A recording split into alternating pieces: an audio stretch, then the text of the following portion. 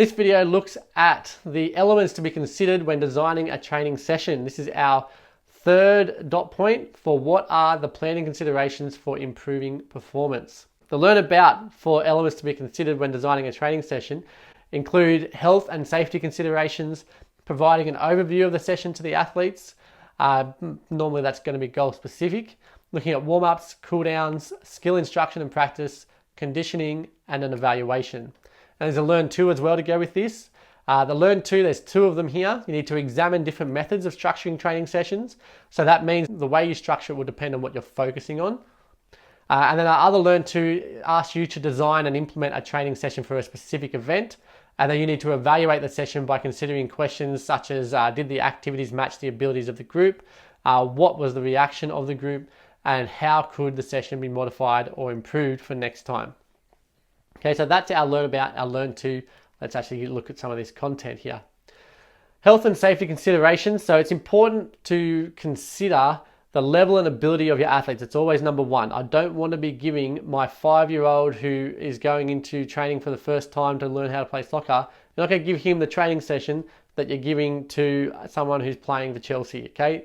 Very different. Make sure you're catering the way that you're doing your training session for the athlete who's being trained. Make sure you use a warm-up. Warm-ups are going to help to prevent injuries. We're going to use particular equipment, both general and protective equipment that matches the athlete and matches the sport. Okay, so our shin pads need to be the right size for the person who's wearing them. The boots, the balls, etc. Everything has to be the right equipment for the people who are using it. We're also going to have to think about the environment. Is it safe in this environment? Is the field safe? Is it too wet? Is it too cold? Is it too hot?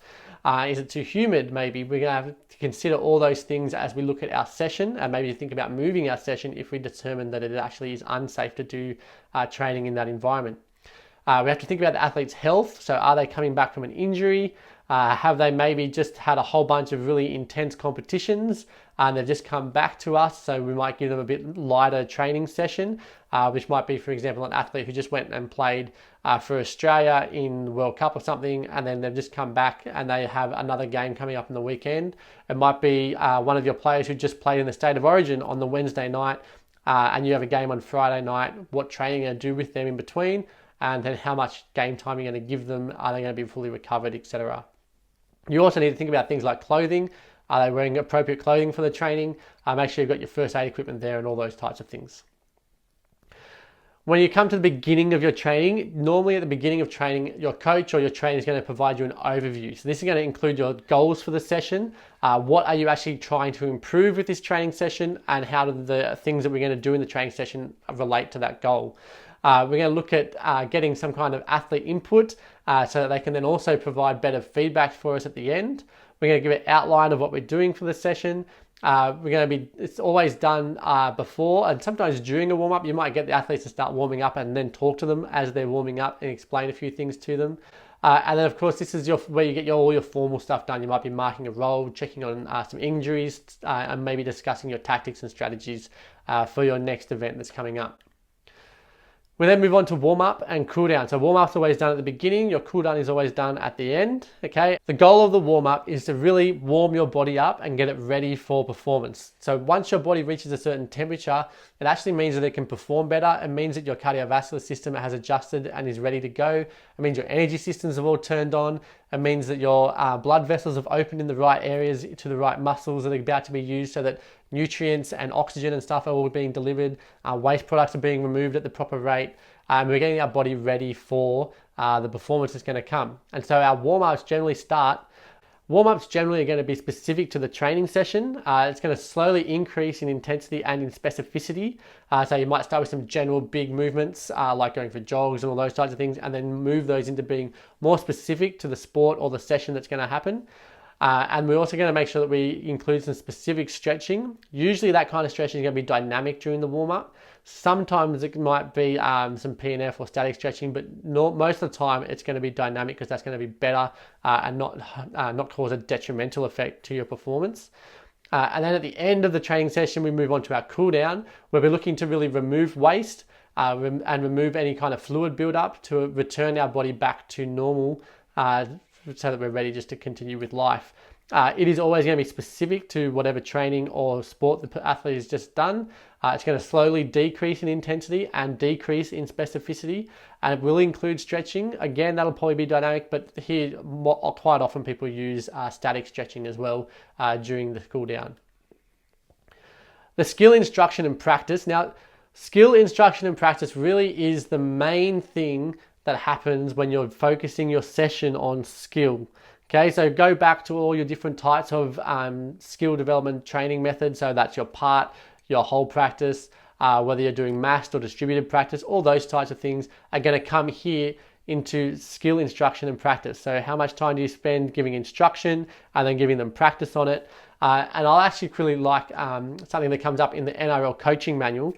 So if you become a coach for a rugby league, you can access this anyway online, but they teach you to use this particular strategy when you're teaching skills in your training session. So they tell you to spend 10% of your session demonstrating the skill to the athletes. That might include breaking that movement down, so like a whole demonstration, breaking it down and then doing it a whole one again. You'll spend 10% of your time also explaining the skill. So if I've broken it down, it's normally part of my explanation of the skill. And then you'll spend 70% of your time practicing that skill with the athletes, providing really quick and regular feedback to them as they're doing that. And then the last 10% of your session will be an evaluation of how they've gone, how they've developed that skill in that one session. Okay, so that's straight out of the NRL manual, and it's actually a very good method for teaching skills where you demonstrate, you explain, they practice, and then you evaluate. And you remember in that you're using your massed, your distributed practices, your part, and your whole practice methods as well. When we're looking at higher levels of athletes, your skill instruction like that demonstrate, explain, practice, evaluate is really for your lower level athletes. Maybe when you're developing skills from your 7-year-old through to your 12-year-old, or possibly even a little bit higher. But as your kids get more developed and better at the skill, you're then going to shift from that kind of instruction into your drills. Okay, your drills are going to be very specific to what's going on, and that tends to get overloaded a lot. Even in those younger ages, they're going to do lots and lots of drills.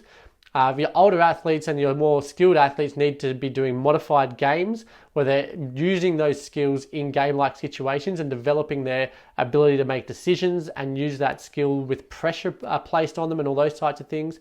And they might also start to look at strategies and tactics and how those skills fit into your strategies and your tactics for your upcoming event. Conditioning. Now, conditioning often is thought of as just, cardiovascular fitness, but really this is just your base work that's required for your sport. And it's going to essentially focus on all of your different components of fitness that are relevant for your sport and make sure that you maintain them during the season or really develop them during your pre-season, or maybe you'll be resting them a fair bit during your off-season. It needs to be maintained. Good condition really helps to prevent injury. So if your athlete is well prepared, all the proper components of fitness are well done, then they are going to be better performing, but they're also going to be less likely to get an injury. Time allocation should match the sport. So if I'm going to do some cardiovascular fitness for someone who plays AFL, okay, then I'm going to break that down into like their quarters that they play in, or if it's soccer, break it down into the halves. So they need to last, 45 minutes before they get a break, and probably 50 minutes because you got to add on the extra time. So your conditioning is going to be quite long to make sure that it's appropriate. But remember, conditioning will also come into some other things. If you're doing skills and stuff, often that will involve some kind of conditioning and running around anyway. The other thing that you need to think about is when you're going to do your conditioning in your training session. Now, conditioning really is the thing that's going to cause fatigue in your athlete. It's going to wear them out and make them tired. So if your focus for your training session is on skill development, you want to make sure that they're doing their skills before they do their conditioning. However, if their focus is on conditioning and then being able to perform skills at the end of a game when they're already tired, then you might do your conditioning and then look at them doing some game-based activities where they're already worn out, but you want to really help them to work out how to get their skills and what strategies they might use when they're already worn out in a game situation. Often the last thing that happens at a training session is the evaluation. This is generally when athletes provide feedback to the coach, but it's also going to be a time when the coach provides feedback to the athlete. It will often link to the next session. So when's our next training session? What are we going to do in it? And those types of things.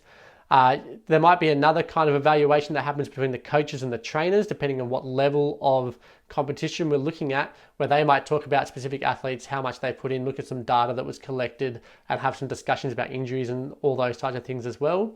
And then they'll often look at what the focus is going to be or what our goal is going to be for the future, and also whether or not we achieve them within this training session. So remember, in our beginning, when we are introducing and providing an overview for the athletes, we talked about making sure we are goal orientated. So at the evaluation, we want to make sure we check and see, did we actually achieve those goals? And if not, what are we going to do in our next session to make sure that we do?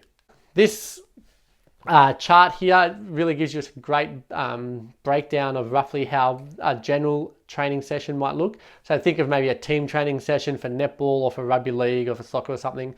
They might spend about 6% of their time doing a session overview, do a warm-up for 11% of the time, some conditioning for 22% of the time. Then they're going to do skill instruction and practice for 44% of the time. They're going to cool down for 11% of the time and then do an evaluation in the last 6% of that time. So that's just it's very general and definitely is not prescriptive in terms of the way that sessions are run, because often sessions will change and be moved around depending on the length of the session, the focus of the session. If you're doing a strength-based session, then all that skill stuff is gone and you're going to replace that kind of volume with your strength training.